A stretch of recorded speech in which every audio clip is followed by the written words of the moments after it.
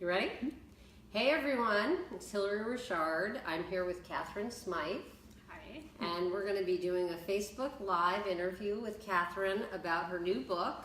This is my dog-eared galley copy, All the Lives We Ever Lived, Seeking Solace in Virginia Woolf.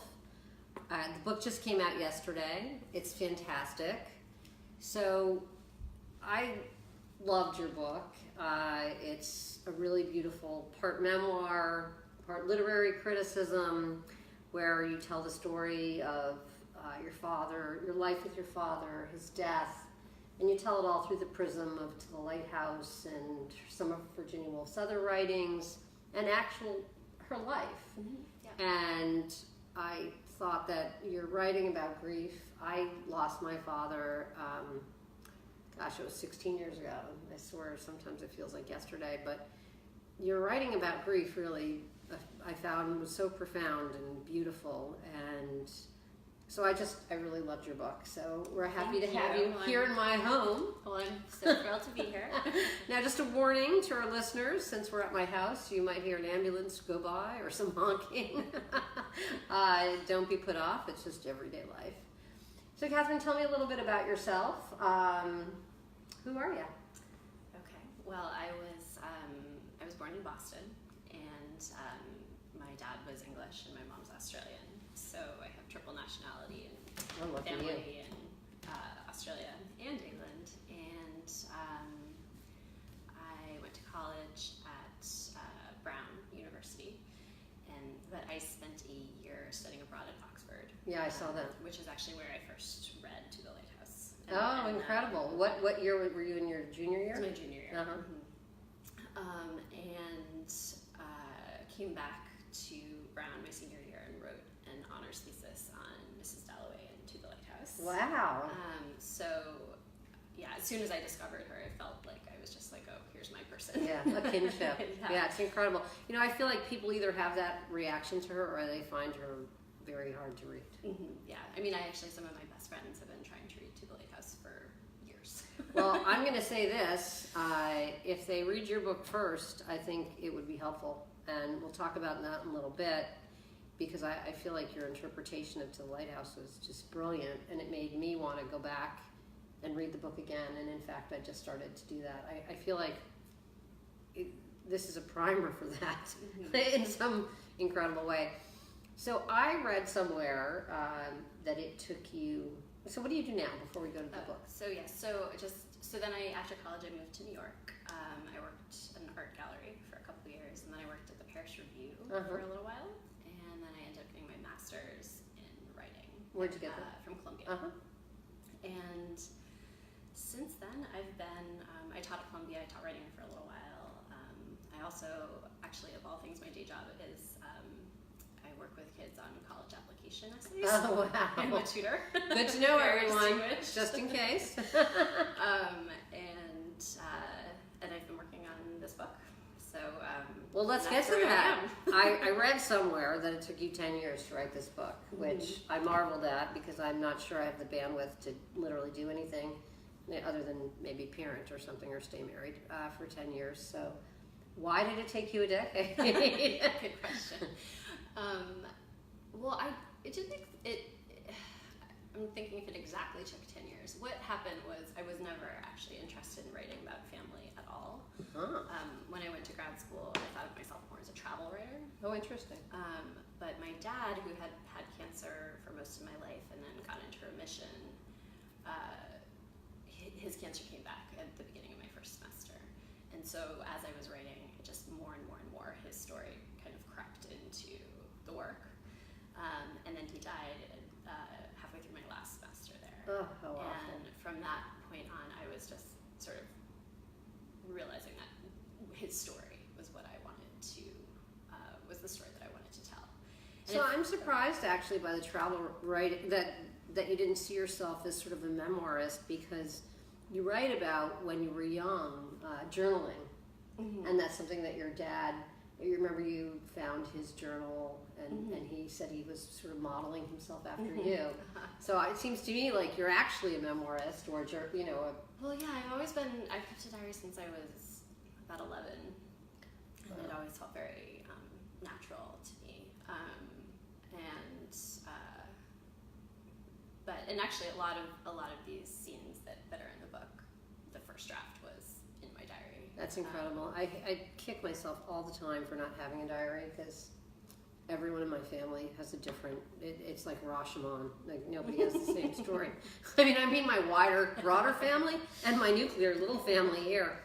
So, did you start writing the book before your dad died, or was your dad's death the motivation? So my dad's death was sort of the motivation, and it's funny because I had actually put Virginia Woolf aside because when I was doing my own writing, I felt like her voice was just so strongly in my head, and it actually felt debilitating as a writer. Oh, that's I felt so like, interesting. Oh my gosh, I have to stop. I had a friend who read a piece that I wrote, and he was kind of like, you might want to put Virginia Woolf down for a while, because this is kind of just like a 4 minutes Virginia Woolf that you burn. That's awful.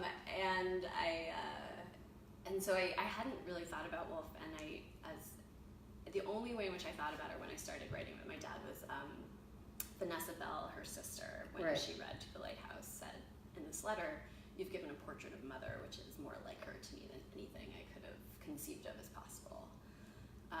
It's almost as if you raised her from the dead." Wow.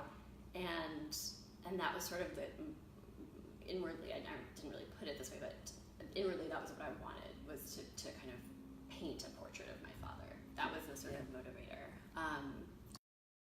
And then it took 10 years was so I wrote a lot of material, and I actually had a manuscript that was finished but didn't sell.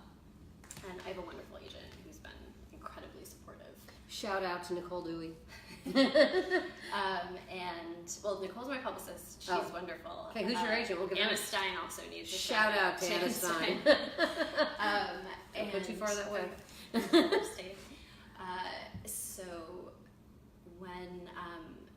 So basically, people were really supportive, but they were kind of just like, this isn't quite working, or we don't know how we're going to sell this, and so it actually, I literally sat down in a coffee shop one day and thought, okay, I'm not telling the story right yet. Right. I have more, there needs to be more. It needs some kind of hook. It needs some kind of frame. And I was kind of like, but I don't really know. I don't really know anything about anything except Virginia Woolf. And that was when I realized that To the Lighthouse, this novel, it was my favorite novel that I purposefully hadn't read in so long, actually had all of everything that it's about is what I was writing about. It's about grief. It's about family. It's about home. Loss of a parent. It's about marriage. Yeah. And once I had that revelation, the book actually came together very quickly. Well, it's an incredible structure, the way that you do it, and it's very unusual. So I'm not surprised that it got sold. There are a lot of people writing about their own lives, but the way that you tied in the story with the lives, first of all, with Virginia Woolf's own life, and then with the characters into the Lighthouse, it just really worked.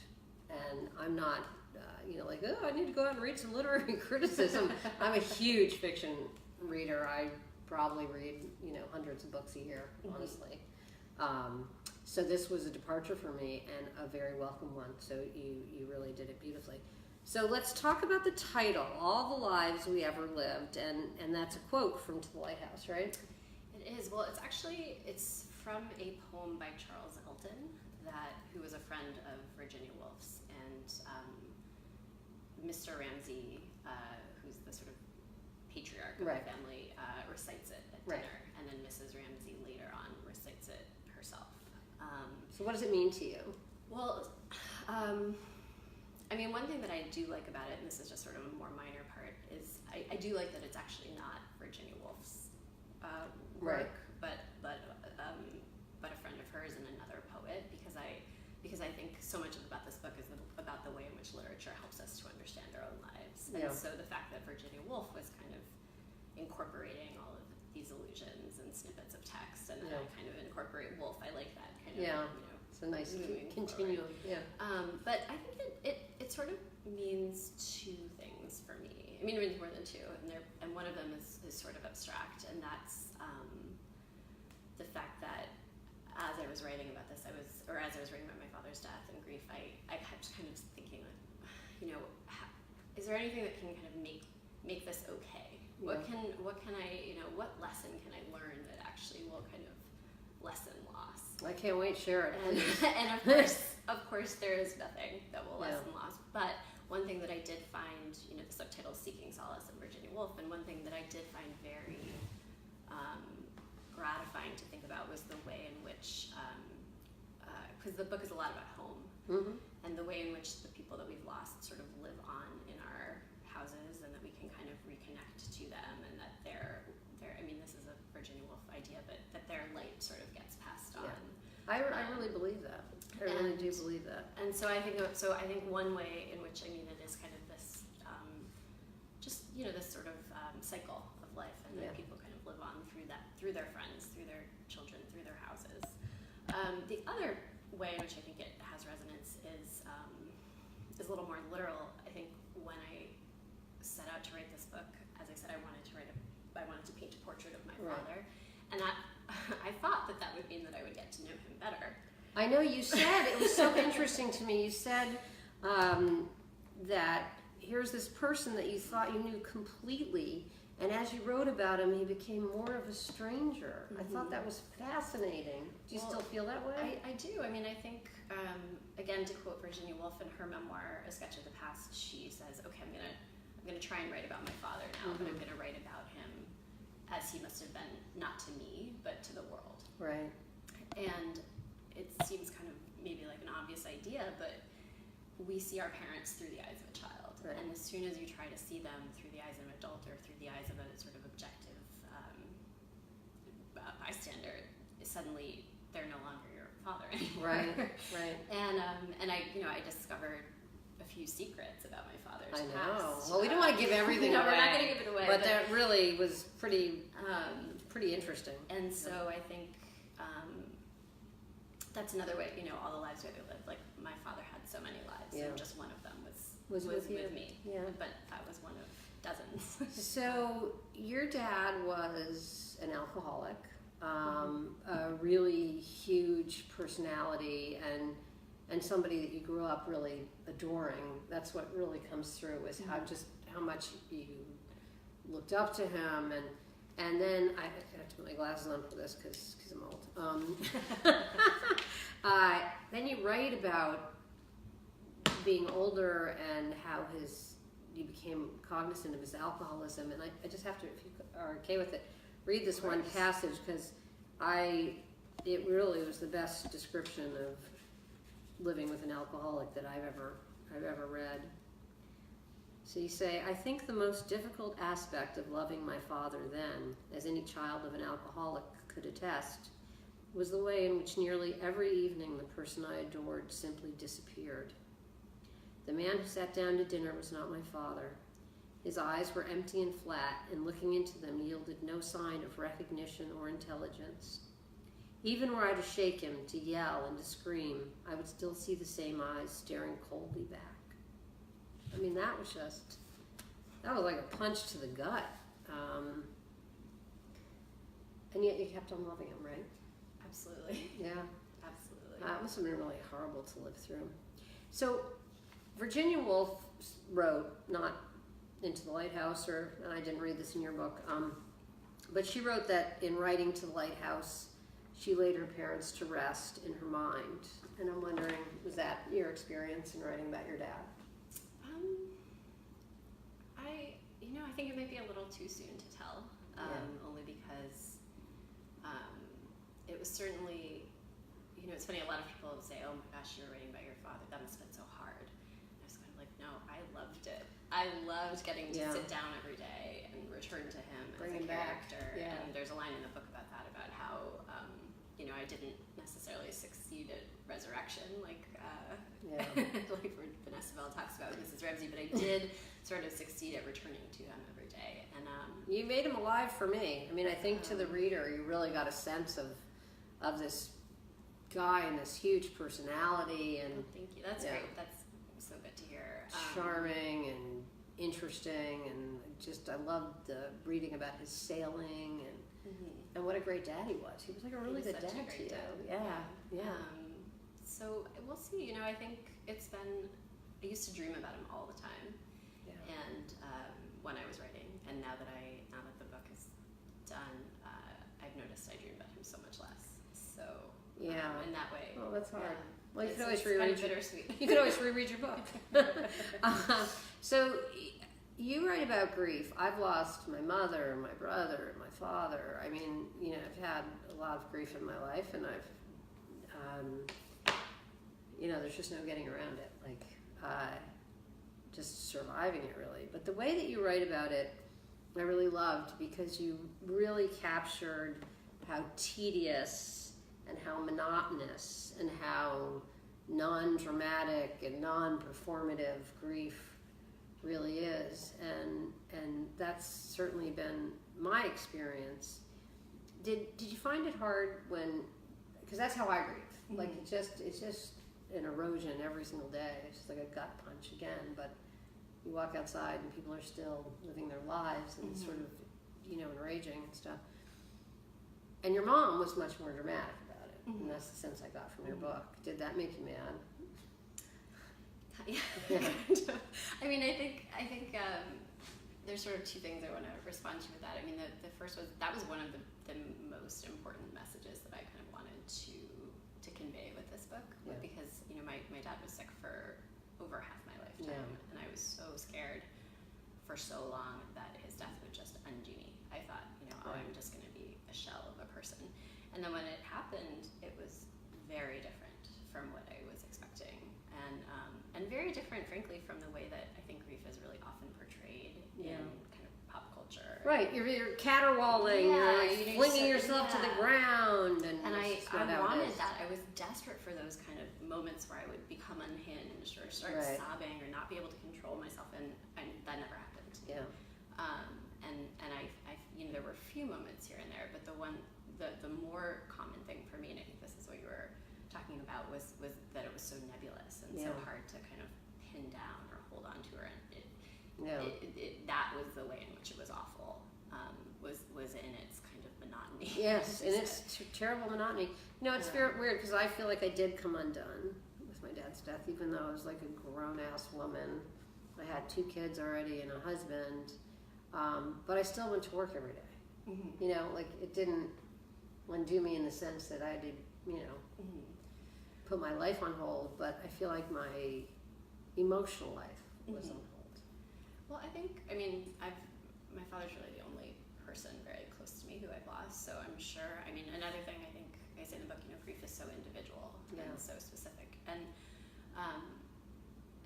you know, you asked about my mother and how she grieved. I mean, what I liked about returning to the Lighthouse and seeing the example of Lily was that I could sort of see myself in it, and I was kind of like, oh, unlike the caterwauling woman that we're accustomed to, this is a portrayal that I feel makes me feel less alone. You know, I feel like I share this, and I think you know, that tension that I have with my mom, who is sort of more outwardly, just more outwardly performative, really happens in the book to the Lighthouse as well, because Mr. Ramsey is kind of this, and this was true of Wolf's father, Leslie Stephen, as well, just constantly wailing, striding around the house. I never told Julia how much I loved her. You know, and Wolf really rebelled against that. And I think I'm much closer to my mom than I've ever been, but well, I want to talk about that a little bit. I thought what was really another very interesting element to your book was that, I don't want to say you favored your father, but let's face it, you favored your father, right? And through writing this book and after his death, it seems like you really got to know your mother in a completely different way than you had as a kid. And it sounds like you're pretty close now. Is that what happened? Yeah, I mean, I think, as you said, my dad was such a vibrant, charismatic character that I almost think of him as sort of a planet that my mom and I were orbiting around. And then he just dropped away, and we were kind of like, oh, well, now what are we? Now what's our relationship Who are to we? each other? So I think in a way it really actually took my dad dying for me to see my mom. And you know, I wouldn't say we're still not a natural fit in certain Yeah. ways, but we are very close. I mean, we talk every day. Well, that's so nice. And you dedicated the book to And I did, her. yeah, and she's been so supportive of Yeah. this whole process. So. And she, I assume, has read the book, and She's not read it. she hasn't. She's too scared. Well, if she's watching, she's probably not, but you do just fine in the book. So what's on your horizon? Are you writing another book? I yes. Can you tell us about it or not? I'm not sure how wise it would be to go into it. I will say that I read Rachel Cusk's outline for Oh, the it's first fabulous. time. Have you read it? I just, you know, it's so funny because I've had it forever, and like Nina loves it, and a lot of women in the group write about how great it is, and she was on like Obama, whose taste I find dovetails nicely with mine, on his list this year. You know, he does a list of his favorite books every year, and I had both Outline and Transit sitting by the side of my bed, and I don't know what was stopping me from opening it, but I read it on vacation over Christmas holidays, and I totally loved it. Yeah, I loved it, and I also I think I don't really have another nonfiction story to tell. I don't think, and so I would really like to write a novel next, but it feels less familiar and less easy to me. And what I loved about Outline, I mean, there's many things, but that it's so small in scope and yet so wildly ambitious, and it felt like I was kind of like a model for that I could kind of get behind, if that makes sense. And it sparked a lot of ideas. I love the structure of it. I loved the characters. I love that at the end you realize that all these other stories are creating the outline of the narrator. Like, I just thought that was just a jewel. That was it. Yeah, it's a beautiful book. So. It's a beautiful book. I just started Transit. I haven't read it yet. Have you read that? I read Transit. I'm waiting. Now I have a nice set, so I kind of want to wait until Kudos comes out in paperback, so they sit together nicely on my shelf. Well, guys, this book just came out yesterday. You know, run, don't walk, preferably to your independent bookseller, but if not, what the heck, go to Amazon. But you should buy it. It's fantastic. I really can't recommend it highly enough. Really one of my favorite books of 2018, even though it's only been published in 2019, but I read it in 2018. So really, great job, and thanks for joining us.